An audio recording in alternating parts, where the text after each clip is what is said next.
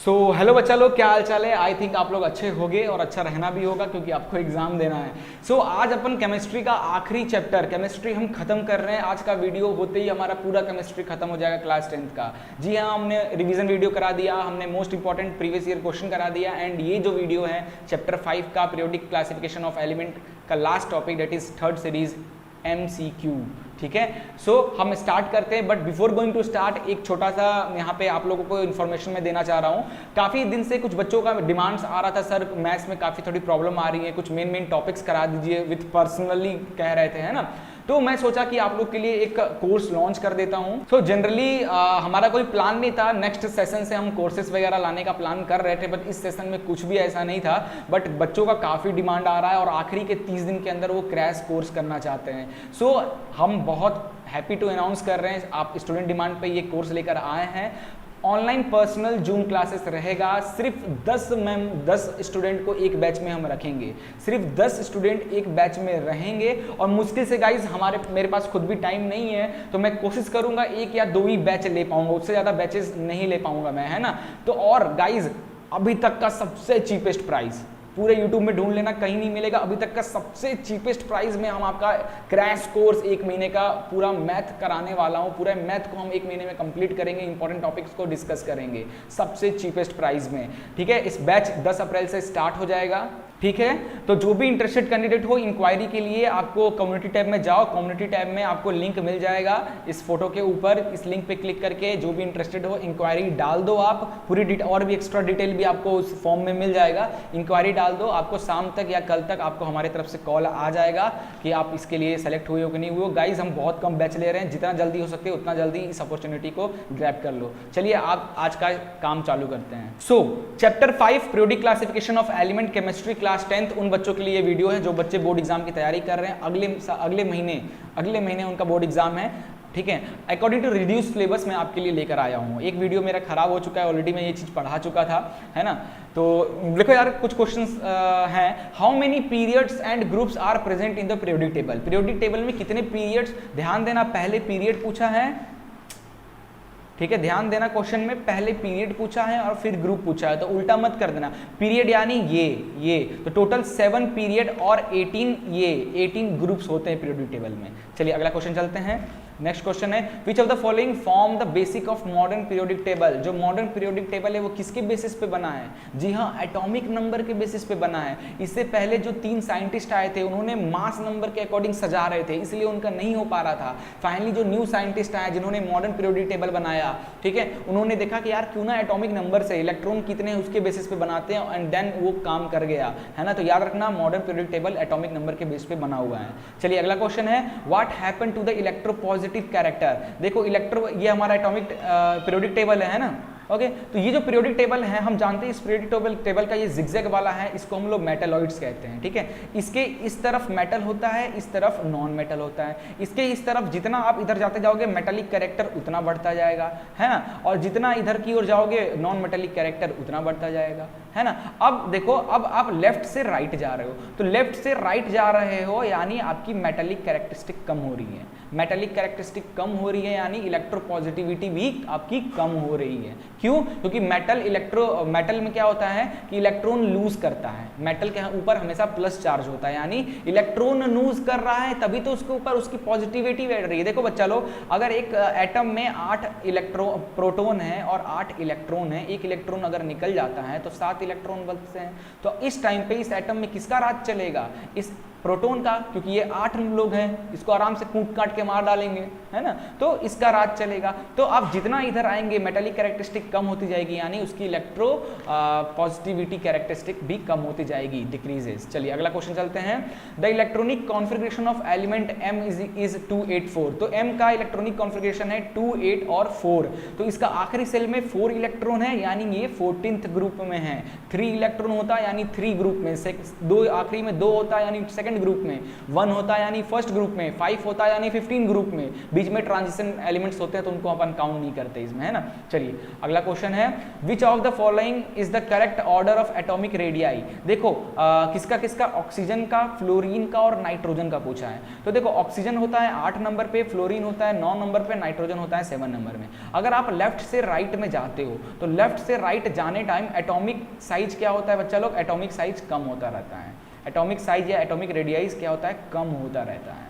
तो इसमें वही आपको ऑर्डर करना है, इसमें से कौन सा ऑर्डर सही है। तो देखा जाए तो नाइट्रोजन, फिर ऑक्सीजन, फिर फ्लोरीन, सॉरी उल्टा कर दिया, साइज की बात है, साइज रिड्यूस हो रहा है ना, तो नाइट्रोजन सबसे बड़ा, फिर ऑक्सीजन, फिर फ्लोरीन। ऐसा कहीं ऑप्शन दिख रहा है नाइट्रोजन का सबसे ज़्यादा, ये रहा नाइट्रोजन, नाइट्रोजन, फिर ऑक्सीजन, फिर फ्लोरीन, एकदम सही है ना, एकदम सही, option D is your right answer. चलिए अगला क्वेश्चन करते हैं, what is the other name of group 18। Group 18 जो है पीरियोडिक टेबल में बच्चा लोग, ग्रुप 18 कहाँ रहता है, ग्रुप 18 ये आखिरी में रहता है, ये आखिरी में ग्रुप 18, ठीक है। नियोन, आर्गन, ये सब इनको क्या कहते हैं, अलग अगर दूसरा नाम क्या है इनका, नोबल गैसेस, क्या बोलते हैं, नोबल गैसेस, ठीक है। चलिए आगे चलते हैं, अगला है, which of the following is the most reactive element of the group 17। Group 17 के जो एलिमेंट्स हैं, तो देखो ग्रुप 17 का एलिमेंट हो गया फ्लोरीन, हो गया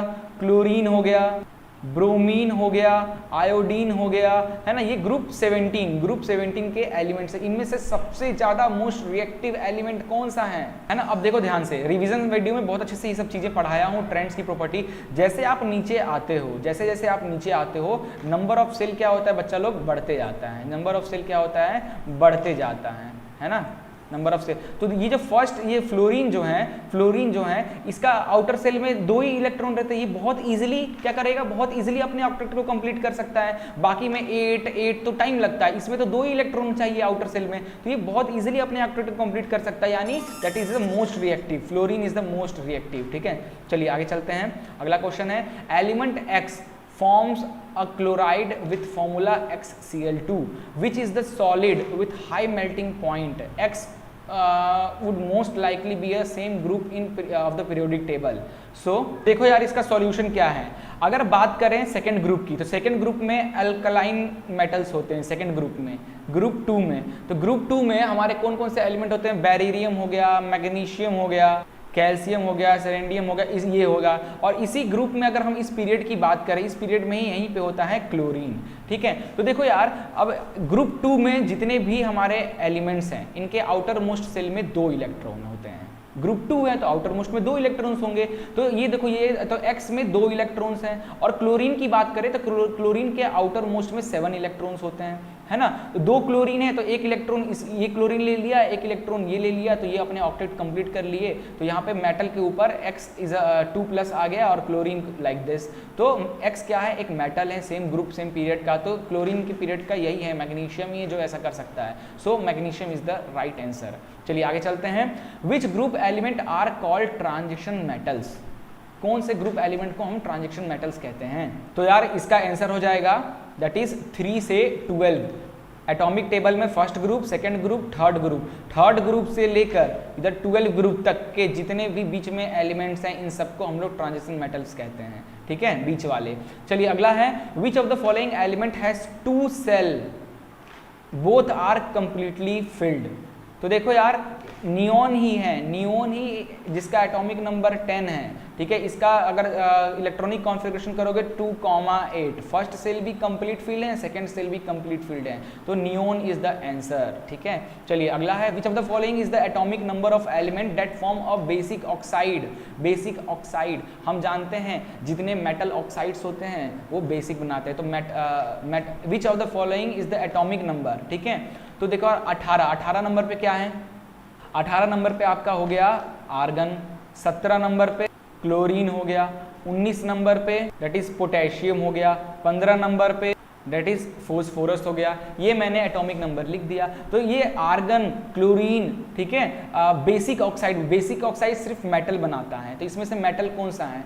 आर्गन नहीं है, क्लोरीन भी नहीं है, पोटेशियम और ये क्या है, फोस्फोरस भी नॉन मेटल है, सिर्फ एक यही है जो मेटल है। तो मेटल का ऑक्साइड बेसिक नेचर का होता है। So option this is your right answer. चलिए आगे चलते हैं। The element A B C belong to group 2, 14, 2, 14 and 16 group में है। एक एलिमेंट ए है वो सेकंड ग्रुप में है, एलिमेंट बी है वो 14 ग्रुप में है, एलिमेंट सी है वो थर्ड ग्रुप में है respectively of the periodic table. Which of the two element will form a covalent bond? इनमें से कौन से दो एलिमेंट्स होंगे जो आपस में कोवेलेंट बॉन्डिंग करेंगे? ए और बी और सी और ए और नन ऑफ दिस। तो देखो इसका आंसर मैं डायरेक्ट बता दे रहा हूं, बी और सी जो हैं वो आपस में कोवेलेंट बॉन्डिंग करेंगे। क्यों? The covalent bond is form by sharing of electron between two atoms. ये होता है ना कोवेलेंट बॉन्डिंग, क्या करता है, एक दूसरे को शिफ्ट शेयर करते हैं, देते नहीं है, जस्ट शेयर करते हैं। Now as the element B which belong to 14th group, they have 14th group यानी 4 वैलेंस इलेक्ट्रॉन, है ना। तो बी के पास 4 इलेक्ट्रॉन्स हैं आखिरी सेल में, which it can share with 2 elements of C type form group 16। C group के पास 16 है यानी इसके पास 6 इलेक्ट्रॉन्स हैं, है ना। तो क्या करेगा ये बी, जो क्या करेगा, बी के पास कितने हैं, 4 हैं, तो बना देते हैं बी के पास कितने हैं, 1 2 3 4। और जो सी है उसके पास कितने हैं, 6 हैं, सी के पास 6 हैं, तो 1 2 3 4 5 6। तो अगर ये शेयरिंग करेगा तो देखो ये शेयरिंग करेगा, है ना। तो ये जो कार्बन है, ये जो सी नॉट कार्बन, ये सी, ये करके इसका ऑक्टेट कंप्लीट हो गया। इसको एक और इधर इसके पास तो कितने हो गए, 1 2 3 4 5 6 हो गए, अभी भी 2 चाहिए, तो एक और सी लगा दो, 1 2 3 4 5 6, है ना। तो ये भी सी इससे शेयर करके सी अपने आप को कंप्लीट कर लिया, और ये भी बी अपने आप को कंप्लीट कर लिया। अब देखो सी के पास भी 8, बी के पास भी 8 और इस सी के पास भी 8 हो गया, ठीक है। तो बी और सी के option B is your right answer, ठीक है। चलिए आगे चलते हैं। Question number 13, which of the following does not decreases while moving down the group of the periodic table? जब पीरियोडिक टेबल में हम नीचे की ओर जाते हैं तो इनमें से कौन सी प्रॉपर्टी है जो कि चेंज नहीं होती है? Atomic radius, metallic character, number of shell या वैलेंस इलेक्ट्रॉन? हम नीचे आते हैं तो नंबर ऑफ सेल बदलता है, तो ये ऑप्शन तो होगा नहीं। वैलेंस इलेक्ट्रॉन जो है वो सेम रहते हैं, जिस ग्रुप का वैलेंस इलेक्ट्रॉन सेम रहता है, तो option D is your right answer.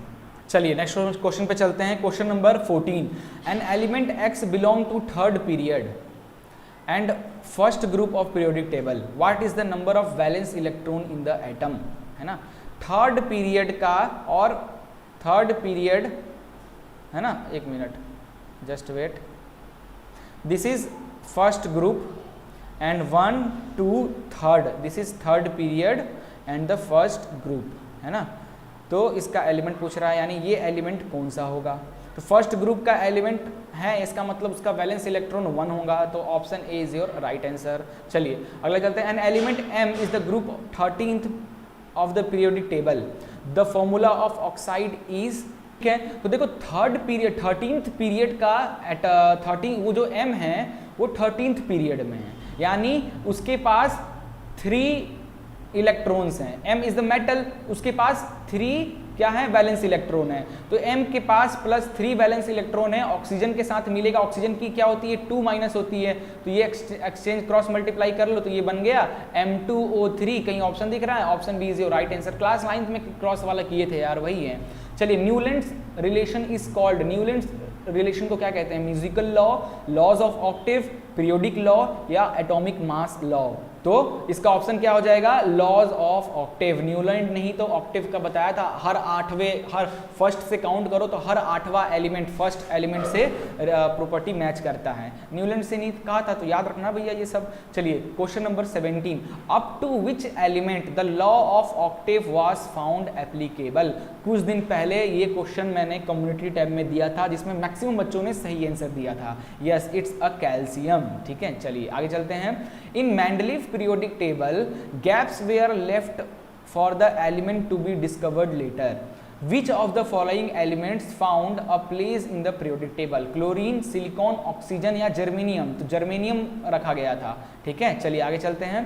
At the time of Mendeleev the number of elements कितने पाए गए थे? 63, 65, 62 या 64? तो ऑप्शन ए 63, ठीक है। चलिए आगे चलते हैं। आखिरी सेकंड अभी बचा है कुछ क्वेश्चन और। द प्रॉपर्टीज ऑफ एक्का aluminium predicted by Mendeleev as the same of the, देखो मेंडलीव ने जो स्पेस छोड़ा था उसका नाम दे दिया था, ऊपर एल्यूमिनियम था तो उसके नीचे जो आएगा वो एक्का एल्यूमिनियम आएगा फ्यूचर में, है ना। तो उस एक्का एल्यूमिनियम का नाम क्या चला था? जर्मेनियम, गैलीलियम, स्कैंडियम या एल्यूमिनियम? क्या था भाई, जल्दी बताओ।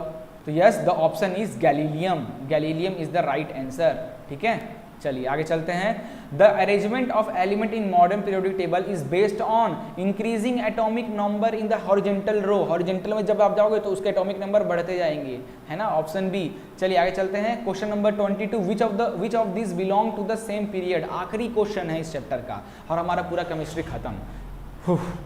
एक्चुअली मुझे थोड़ा सा जल्दी है, टाइम कम है, इसलिए मैं बहुत जल्दी आपको पढ़ा रहा हूँ, नहीं थोड़ा सा डिटेल में करता है। बट यार इस पे हमने काफ़ी चैप्टर पे रिवीजन करा दिया, मोस्ट इंपॉर्टेंट क्वेश्चन करा दिया, एमसीक्यू करा रहा हूँ। इतना करने के बाद भी डाउट नहीं होने चाहिए, है ना। चलिए देखो कुछ एलिमेंट दिए हुए हैं। Which of this belong to the same period?